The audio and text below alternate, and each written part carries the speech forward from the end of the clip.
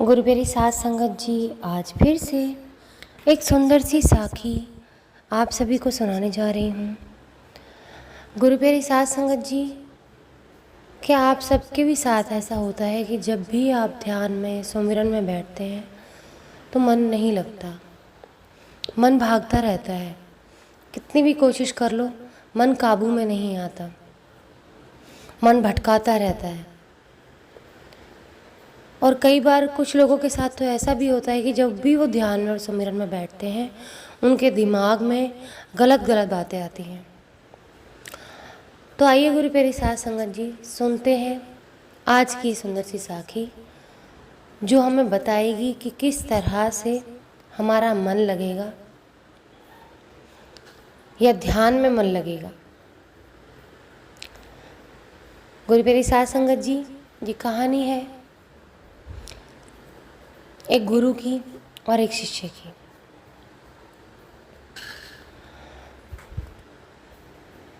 गुरु के ये जो शिष्य के बारे में बात कर रहे हैं, ये बहुत ही चंचल था और हमेशा सवाल किया करता था। इसका मन ध्यान में नहीं लगता था, कभी भी इसका मन लगता ही नहीं था। उसने अपने गुरुजी से पूछा कि गुरुजी, जब परमात्मा की दी हुई चीज़ पानी से सबकी प्यास बुझ जाती है, पानी एक ही है, हम इंसान एक ही हैं, तो क्यों जब हम ध्यान में बैठते हैं तो किसी इंसान को बहुत जल्दी परमात्मा के दर्शन हो जाते हैं, सिमरन में मन लग जाता है, किसी को मुक्ति भी मिल जाती है और किसी का ध्यान लगता ही नहीं है, भटक जाता है। ऐसा क्यों होता है? तो उसके गुरु कहते हैं कि कोई बात नहीं, कल मुझे खाने पे जाना है, मैं तुम्हारे सभी सवालों का जवाब वहीं पर दूंगा, तुम मेरे साथ चलना। लेकिन फिर वो अपने गुरु से कहता है कि गुरुजी बताओ ना, आपने हम सबको ध्यान करने का एक ही तरीका बताया है, फिर क्यों मेरा मन नहीं लगता? और बाकी के भी शिष्य ऐसे हैं मेरे साथ, मैं ही अकेला नहीं जिसका मन नहीं लगता। और मैं बाकियों से पूछता हूँ, औरों से पूछता हूँ, किसी का मन लग जाता है बहुत जल्दी, उनको ध्यान भी हो जाता है। कईयों का सुमिरन में से ध्यान टूटता ही नहीं है और कईयों का लगता ही नहीं है, मेरा तो लगता ही नहीं है। ऐसा क्यों होता है? उन्होंने कहा, सब्र रखो बेटे, कल मेरे साथ चलना, तुम्हें तुम्हारे हर सवाल का जवाब मिलेगा। कल मेरे को किसी ने अपने खाने पर बुलाया है, इस शहर के जाने माने रईस इंसान है, मैं चाहता हूँ तुम मेरे साथ चलो, वहाँ अच्छा अच्छा खाना खाओ, जब तुम्हारा पेट भर जाए तब तुम्हें मैं ज्ञान की बात बताऊँगा। बड़ा खुश हो जाता है कि गुरुजी तो मेरे को अपने साथ खाने पे लेके जा रहे हैं, वो भी किसी रईस के यहाँ, खाना तो बड़ा अच्छा होगा। चलता है खुशी खुशी। अब जैसे ही गुरु और शिष्य वहाँ पर जाकर बैठते हैं तो जिसने उनको न्योता दिया होता है, उस रईस आदमी ने, वो खाने की थाली उठाकर फेंक देता है और कहता है कि कितना बेस्वाद खाना बनाया है। नौकरों को डांट देता है और कहता है दोबारा खाना बनाओ, मैं इस खाने को मुंह तक नहीं लगाऊंगा। उठ के चला जाता है। अब उस रईस आदमी की जो पत्नी होती है वो गुरु और शिष्य दोनों से माफ़ी मांगती है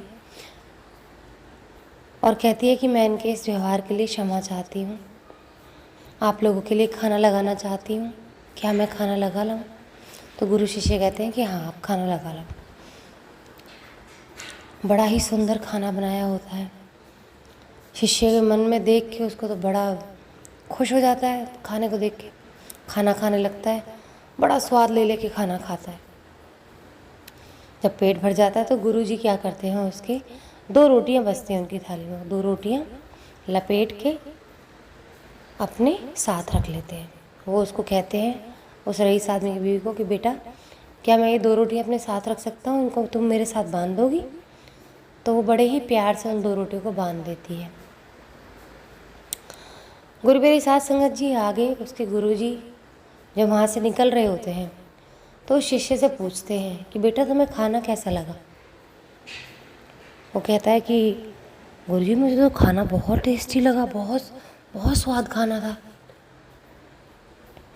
उन्होंने कहा फिर उस आदमी को वो खाना इतना बुरा क्यों लगा?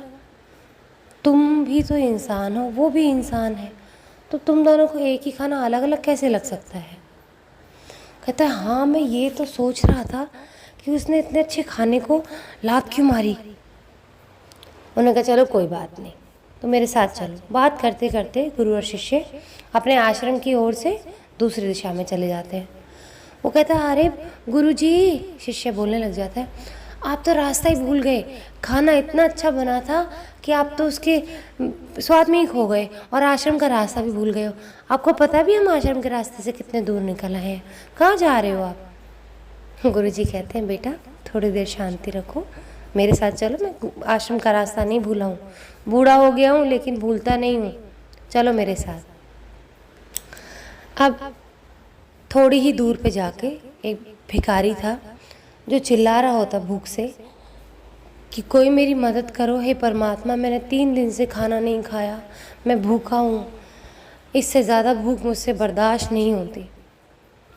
गुरुजी ने जो 2 रोटियाँ बांधी थी अपने साथ, वो ले जा कर के उस गरीब को दे दी। उस भिखारी ने जल्दी से वो रोटियाँ खाई और परमात्मा को एक एक निवाले के लिए ऊपर हाथ जोड़ के शुक्रिया करने लगा और उस रोटी को खाते खाते रोने लगा। गुरुजी ने पूछा कि बेटा इन रोटियों का स्वाद तुझे कैसा लगा? उसने कहा स्वाद, इनमें तो स्वाद था ही नहीं। गुरुजी ने और शिष्य ने देखा उसकी तरफ और गुरुजी ने पूछा कि स्वाद नहीं था? जो अपना शिष्य लेकर गए थे उससे पूछा क्यों भाई, स्वाद नहीं था इसमें? नहीं नहीं, इसमें तो गुरुजी बहुत स्वाद था। ये क्यों कह रहा है ऐसा स्वाद नहीं था? उसने कहा इन रोटियों में, यानी कि उस भिखारी ने कहा कि इन रोटियों में स्वाद नहीं था, इनमें जीवन था। मेरी आत्मा तृप्त हो गई, मैं जिंदा बच गया। मुझे क्या चाहिए था? सिर्फ जीवन चाहिए था।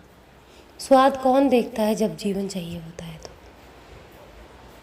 स्वाद तो वो लोग चाहिए देखते हैं जिनको इन रोटियों में, इस खाने में जीवन न देख के ज़ुबान का सिर्फ स्वाद दिखता है। वही लोग जिनके पास इसकी आपूर्ति है, उन लोगों को स्वाद दिखता है। जिनके पास ये चीज़ नहीं होती, उनके लिए तो ये जीवन है, मुक्ति है, तृप्ति है। तब गुरुजी ने अपने शिष्य को समझाया कि अब तुम्हें बात समझ में आई कि क्यों एक ही चीज़, एक ही ज्ञान से इंसान को क्यों मुक्ति नहीं मिलती है, क्यों सुमिरन में मन नहीं लगता और कईयों का लग जाता है। तुम्हारे लिए वो खाना स्वादिष्ट था, उस अमीर के लिए नहीं था, और इसके लिए जीवन था।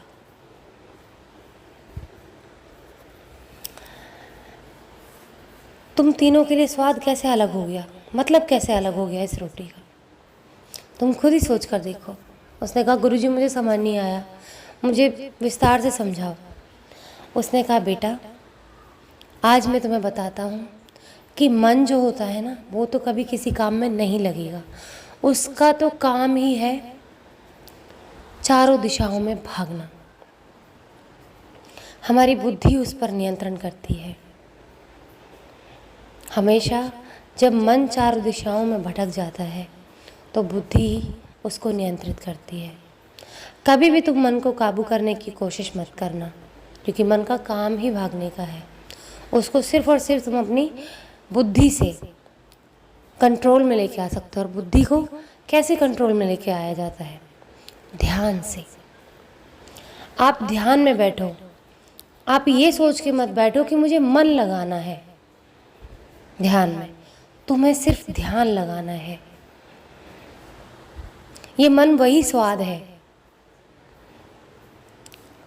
वही स्वाद है जो तुम खाने में लेने के लिए बैठे थे। जिस दिन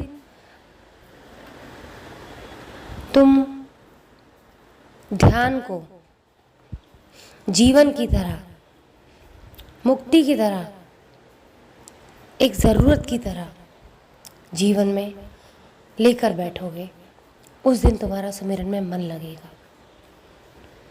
तुम तो सिर्फ और सिर्फ एक लालच के चक्कर में सुमिरन करते हो कि मुझे ये मिल जाए, मुझे वो मिल जाए। जो चीज़ नहीं है तुम वो मांगते हो परमात्मा से।